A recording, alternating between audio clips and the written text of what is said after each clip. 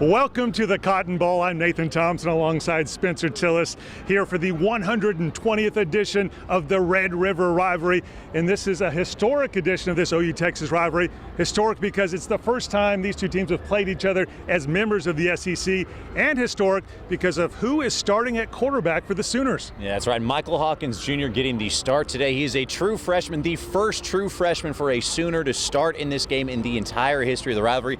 They have had 6 redshirt freshmen, but none of them fresh out of high school like Michael Hawkins Jr. is. It was a special moment out there. Unfortunately for Hawkins, the OU offense is pretty devastated by injuries. OU's top 5 receivers are all out with injury. The Sooners had 9 players overall that were listed as out for this game. But the Oklahoma defense trying to step up and help the offense out. Opening drive of the game, Billy Bowman with the interception on the Longhorns' 3rd play of the game. Unfortunately for the Sooners, they missed the field goal on the ensuing drive, but Tyler Keltner did knock in a 42-yarder late in the first quarter to give OU a 3-0 lead going into the second quarter.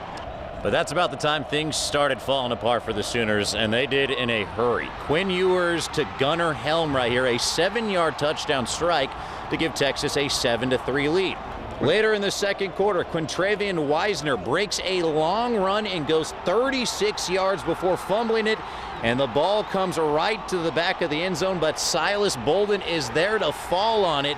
A great recovery, and that is good for another score to give the Longhorns a 14-3 lead.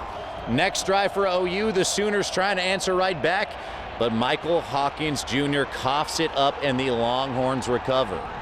Very first play on the ensuing Texas drive, it's Weisner again. This time he goes 43 yards, and he does not fumble this time. Texas outscores OU 21-0 in the second quarter to go to halftime up 21-3. Second half, pretty uneventful. Let's fast forward to the fourth quarter. OU down 27-3, going for it on 4th down. They kind of have to.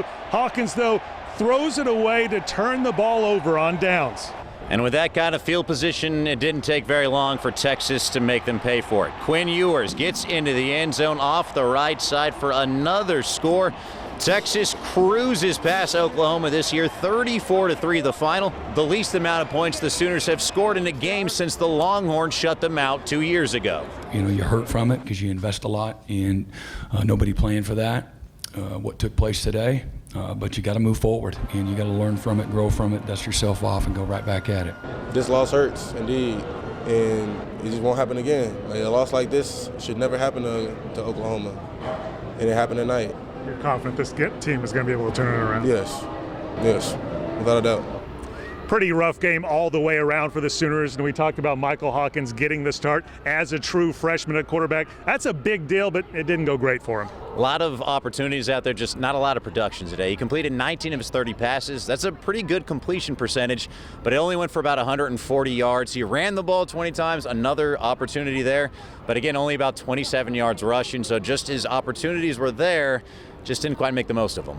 And the Sooners are going to have to get right back up on the saddle quickly because they're hosting South Carolina next weekend. South Carolina almost pulled off a huge upset over Alabama. What a win that would have been for South Carolina. They're going to be looking for another big victory in Norman next week. At the Cotton Bowl in Dallas, for Spencer Tillis, I'm Nathan Thompson, Fox 23 Sports.